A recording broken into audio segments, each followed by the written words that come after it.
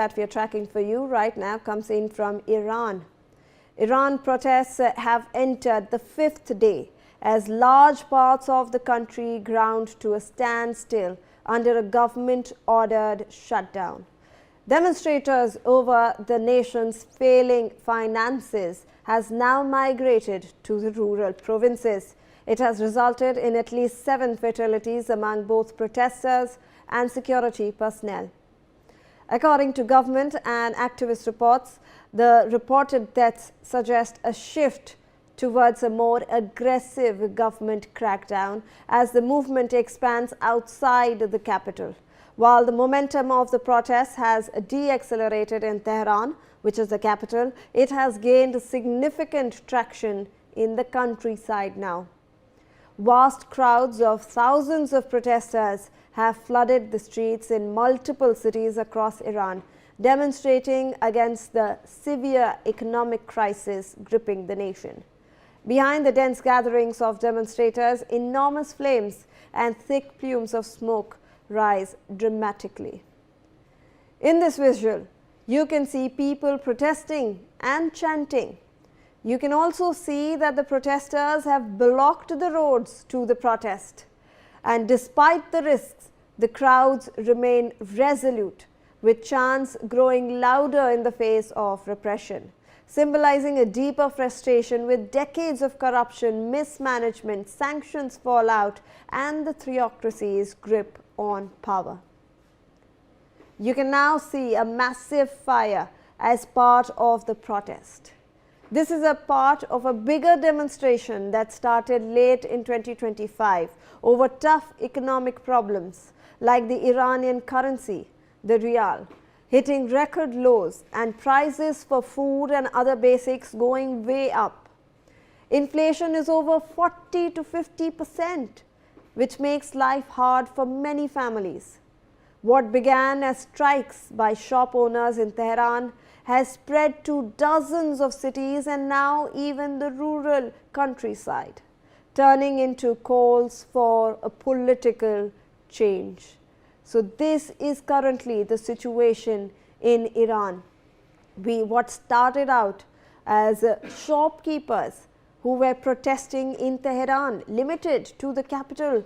They were protesting against the falling Iranian currency. They were protesting against the rising inflation. It has now spread across cities. We are seeing cities burning. On your screens, those visuals you can see. And a lot of people now, it's becoming a more aggressive demonstration with the loss of several lives as well. Joining us on the broadcast to discuss this further is Ambassador KP Fabian, former diplomat. Thank you so much, sir, for joining us on the broadcast. A very good morning to you. We appreciate your time. Ambassador, we have been seeing a lot of protests in Iran. Earlier, it was restricted to Tehran, where the shopkeepers first started it out. But then now we see a whole host of people, the common people of Iran, actually joining these protests. And unfortunately, the crackdown by the government has now turned aggressive. We are seeing the loss of 7 lives, which includes protesters and security personnel. But now, sir, we are seeing a definite shift in these protests. This is shifting, sir, to the rural countryside as well. So the entire country is now involved in this protest. Everyone is tired of the corruption, of the theocracy that is being running over there, and of the inflation, sir. What do you make of these protests that are currently happening in Iran? Good morning. Well, I was first secretary in Iran between 1976 and 79, and I had seen at close quarters the Iranian Revolution. And one of the major groups opposing the Shah was the shopkeepers. And since you mentioned the shopkeepers are also protesting, that shows that it's a very serious protest. And as you said, not only the shopkeepers, the students, women, and others. But you mentioned about inflation. Yes, inflation is very bad, and Iranian currency is losing its value. I mean, $1 is more than 1 million riyals. You can't even calculate. Now, why is it so? It is, of course, partly there is corruption, but that is not the main cause. The main cause is the sanctions imposed on Iran by the United States and also by the Western powers, United Kingdom, France, Germany, the so-called E3. And these sanctions were imposed when I was there, that is in 79, and they continued.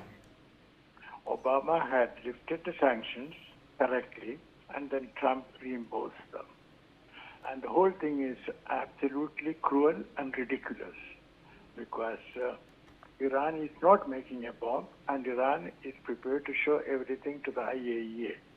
But America, prompted by Israel, that is Netanyahu, does not want to listen and wants to continue. So that is the situation. And you mentioned that it is turning serious because lives have been lost. Yes, that's a correct observation. But we should also take into account that the president has more than once said that, let us sit down and discuss. Now, that was not the case when Shah was there. So the current government is taking a different line. They are prepared to talk to the protesters. But, among the protesters, there will be people who want to create trouble. And some Iranians, not many, but a few want to get the Shah's son back. So they would like to create violent incidents. So it's a very, what shall I say, inflammable mix, you know what I mean? And don't forget that Israel is deriving much malicious pleasure from seeing the situation. Ambassador, if I can get your reaction to, Iran has been, since you have served over there, Iran has been off late, so seeing a lot of protests. We saw it in 2019-2020 when there was the Bloody November. Almost 1,500 people were killed. That time as well, people had come out on the streets. They fought against the rising fuel costs, against corruption, against inflation that is currently also the state. Then in 2023-24, we saw women protests take to the streets after the hijab law that was implemented over there. We saw the death of one girl, and then the nation erupted in protests. And now coming to 2025 and 2026, we are seeing another set of protests. Sir, Iran is erupting. The people want the theocracy gone. How do you see the entire situation in Iran? Do you see this changing, or do you think that, like the earlier protests, this will be in fact curbed as well? There will be massive crackdowns, and the government over there, the theocracy, will be able to curb it? I'll put it this way. If Israel or the United States attacks Iran, then all Iranians will gather around the flag, and this protest will die down. But if no such attack takes place, there is every probability that this protest will get deeper and wider, and the regime can fall. In fact, and I like the way you put it about theocracy, because Iran does not have a proper democracy.